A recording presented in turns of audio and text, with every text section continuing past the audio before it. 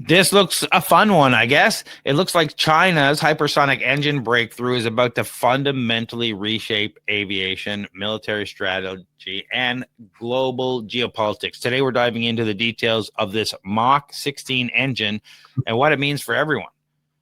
China recently unveiled a hypersonic engine capable of sustaining Mach 16 or 20,000 kilometers per hour speed, which is the world's first for a jet fueled powered system. This is a massive deal because it solves long-standing stability and efficiency issues, promising to shrink intercontinental travel to just a couple of hours while massively impact global military capabilities. This has massive implications to consumers and military. What do you think about this, John? This is cool. So just to put it into perspective, so for those of you that are in the US listening to this, that's 12,400 miles per hour.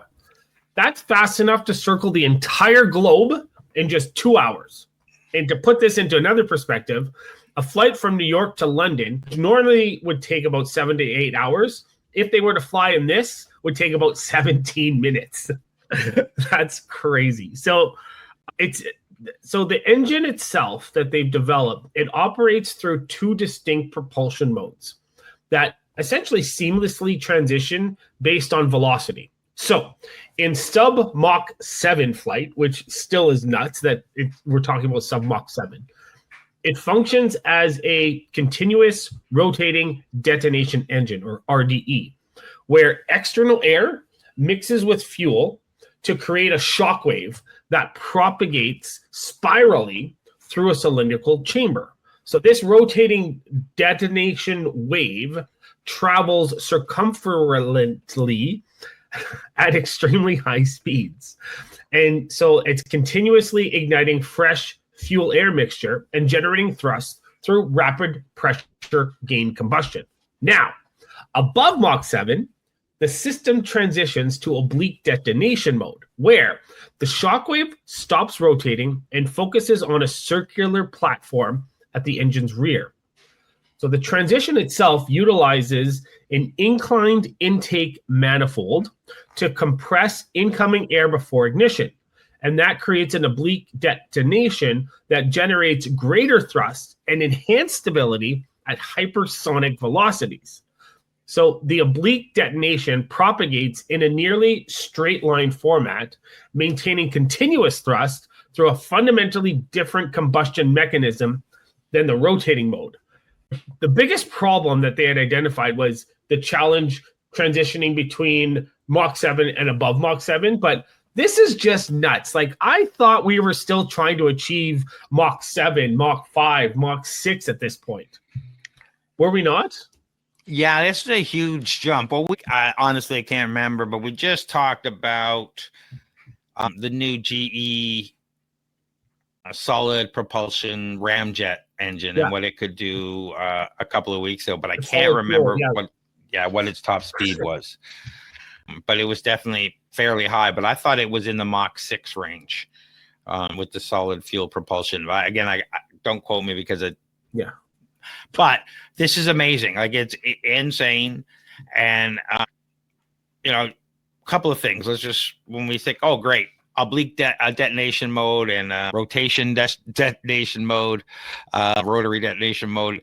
So this is like, imagine your car, but the engine doesn't just go faster, but uses controlled miniature explosions to generate constant smooth power for incredible speed. So it's not just, like a jet engine. It's literally millisecond explosions pushing this thing forward.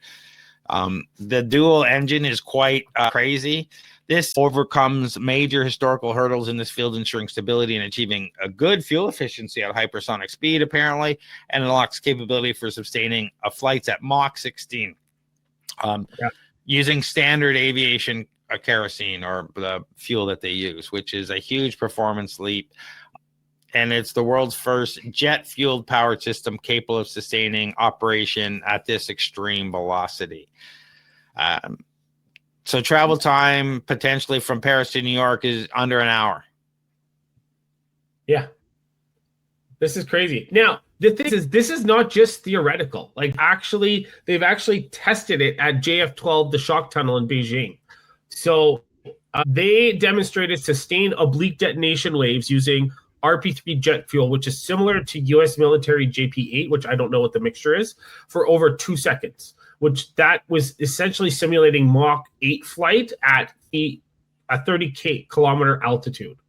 And the test showed combustion rates 1,000 times faster than traditional scramjets. And the scramjets are what we use to get beyond the speed of sound and go a lot faster, right? So this has operational capability between Mach 6 and Mach 16. Also, the pressure sensors, they recorded post-detonation spikes to 272 kilopascals, which is 10 times pre-ignition pressure, which they're confirming that has meaningful thrust generation, which is absolutely, like, I'm blown away by these numbers. I'm not a huge aviation geek, but this makes me an aviation geek, this stuff. Yeah, and the engine can achieve an incredible 80% thermal efficiency, dwarfing conventional engines, which have a typical 20 to 30% efficiency rating. So there's a lot of really cool stuff here. I guess the concerns we have are, the speed of Mach 16 weapons compresses decision-making timelines during military conflicts. And, it's soon going to be out of our human hands. Yeah. You know what blows me away, though, is you know how old this technology is? So they revived and advanced the oblique detonation engine concepts that were originally proposed by the University of Michigan in 1958. That's nuts. Amazing. Yeah. So this technology has existed since the 50s. So, we haven't really advanced, obviously we've advanced the technology, but we haven't invented new technology. We're just advancing old technology or old proposed technology, which kind of blows me away. Yeah, current missile defense systems struggle against targets exceeding Mach 5. Hypersonic missiles operating at Mach 16 present a nearly insurmountable interception challenge. So it'll be interesting. Yeah. And the fact that they're leaning on this technology that was presented, so long ago, I didn't read that date. So I'm amazed at that. But this has been validated and tested. So it appears to be working, but it's still a prototype. We're going to have to see where this goes. But with our current geopolitical climate, we all need to be concerned about this kind of thing, that at least all sides get it, for lack of a better. Well, who knows? But China's targeting operational Mach 16 aircraft by 2030. So we're only 5 years away. And that's what I mean by I'm hoping that a NATO alliance get the same thing too. Yeah. So the U.S. is investing about $6.9 billion into hypersonic research. And Russia is also developing hypersonic capabilities, but they're focusing more on boost glide vehicles. So, this is a huge paradigm shift from Mach 5-6 weapons to Mach 16 plus. That's just a huge leap. Yeah, absolutely. And Yukti said 12,400. Oh my God. Thanks for the comment. Yeah, it's crazy that it's just this fast and we're making these jumps. And what does that mean? The scenario we've had all through the Cold War was, when Russia pushes the button, we have how many minutes to make a decision on whether we strike back or defense and all that stuff. And that's now seconds probably, or anyway, a lot less when you start looking at these things. Yeah. And our next story is going to be about a new AI jet fighter. So hopefully these things, it just feels like we're scaling things up at a military level that is not cool. But if we could de-escalate that, the fact that the world gets smaller and we could travel to the other side of the world in a couple of hours, that is amazing. Yeah. So that's the overview of this breakthrough that feels straight out of science fiction. Mach 16 travel powered by jet fuel. The geopolitical ripple effects are already starting, forcing global recalculations about defense and the future of human movement. And what are your thoughts on 2-hour global travel or the new arms race dynamic? Let us know what you think. We'd love to hear from you. What do you got going on, John? Yeah, just gearing up. Is this coming out in December? Yeah, December might even be January now, actually.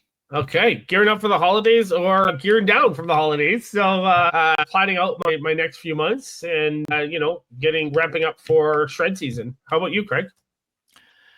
Well, we're wrapping up 2025 and planning 2026. So this is probably too late for the Start Investor Drinks and Flowgrammer events in December, but take a look for them in January. There's always stuff going on. Check out torontostarts.com for our startup and business related events and resources, and check out flowgrammer.ca for our business and AI automation information if you're looking for that. And if you're a builder in Toronto and you want to join the Flowgrammer Builders Club, head over to flowgrammers.ca. That website is live now. Go check it out. Join us at our live events. We do online stuff. We do live office hours every week. Go over there and sign up. There's downloaded workflows and tools you can test and play with. So check all that stuff out. But John, if people are looking for non-dilutive funding, where do they go? Yeah, come find me on LinkedIn. I've got a link. You can book some time with me or send me a message so that we can have a conversation first. But find me on LinkedIn, John Irwin, no H. But if you need help with your business overall with your startup, how do they get in touch with you, Craig? Head over to startupcoach.ca or torontostarts.com. And just book a call with me and get a discovery call, find out what's going on and get you motivated.